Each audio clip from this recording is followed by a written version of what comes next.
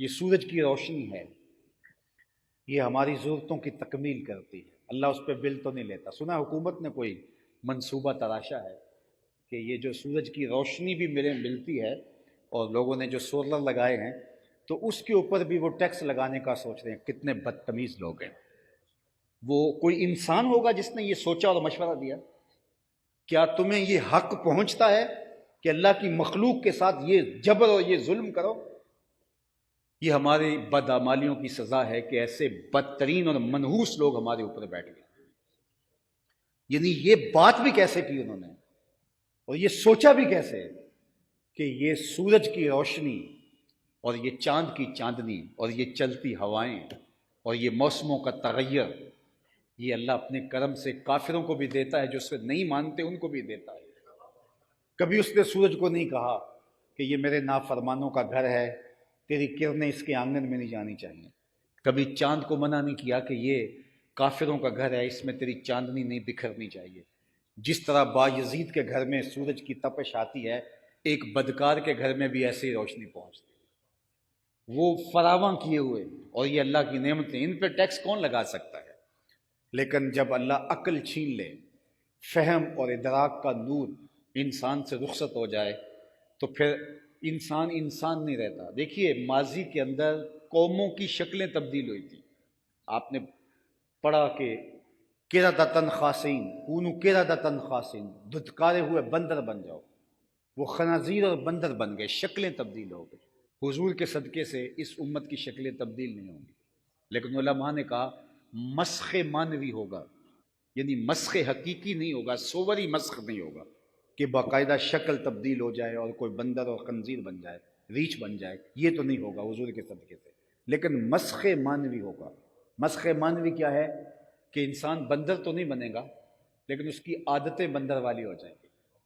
وہ ریچھ تو نہیں بنے گا لیکن شہوات میں ایسا اتر جائے گا کہ وہ شہوانی ریچھ کی معنوی صورت بن جائے گا، حقیقی اور ظاہری صورت نہیں ہے۔ اللہ اکبر۔ وہ کتے کی شکل میں متبدل تو نہیں ہوگا لیکن لالچ سے بھرا ہوا کتے سے بھی بدتر ہو جائے گا۔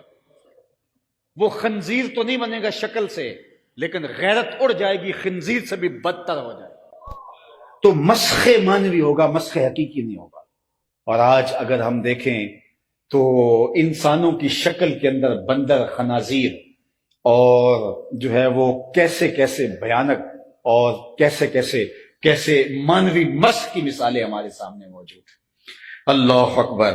تو اللہ تعالیٰ نے یہ نعمتیں ہمیں عطا فرمائی ہیں، وہ ان کا بل نہیں لیتا ہے۔ اور اگر میں کہتا ہوں آپ سر سے لے کر پاؤں تک اللہ تعالیٰ کی جو عنایتیں ہمارے ساتھ جڑی ہیں، اگر ان پہ غور کریں، تنفس کا نظام اللہ نے جو ہمارے اندر رکھا ہے، انہضام کا نظام ہے، اللہ تعالیٰ نے ہمارے اندر جو یہ عضلاتی نظام رکھا ہوا ہے، یہ قلب انسانی جس طرح پورے جسم کو سپورٹ دیتا ہے اور خون پہنچاتا ہے، یہ پورے نظام جسم کو دیکھیے گا۔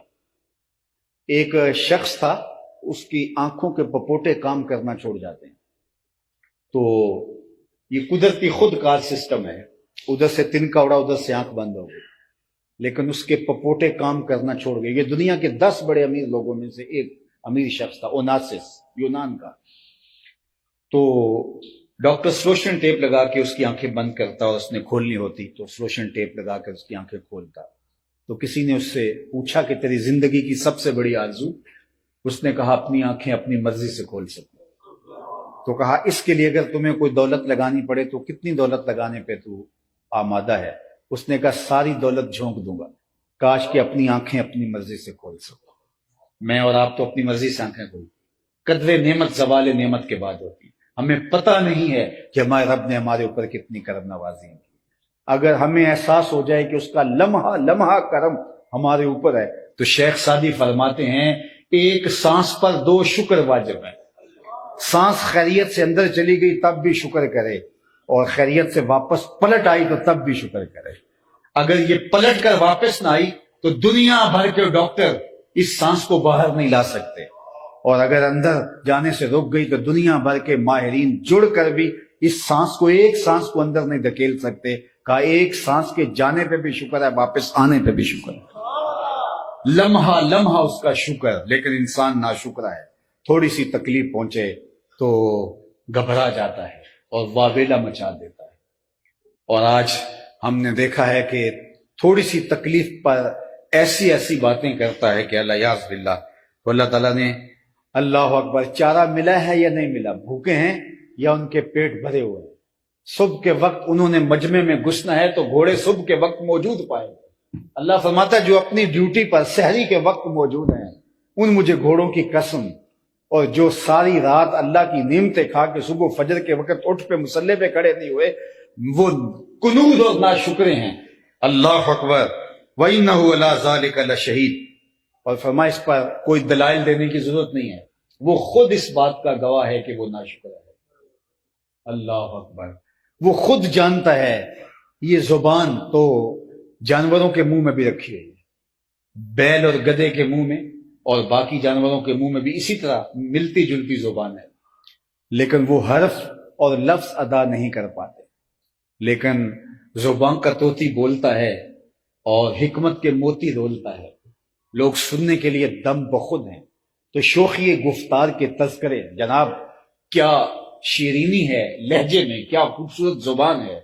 تو یار اس طرح سے ملتی جلتی زبان تو دوسرے جانوروں کے منہ میں بھی رکھی گئی ہے، تو حضرت انسان کے منہ میں رکھی گئی زبان کو اگر وہ قوت گویائی نہ دے تو پھر یہ تو ایک حرف بھی ادا نہ کر پائے۔ اور انسانوں کے منہ میں بھی زبان ہے، اللہ نے قوت گویائی نہیں دی، آنکھیں دی گئی لیکن اس میں اللہ نے قوت نہیں رکھی دیکھنے کی، تو نابینا تو جہاں بھر کے نظارے نہیں دیکھ پاتا، تو ہم تو ایک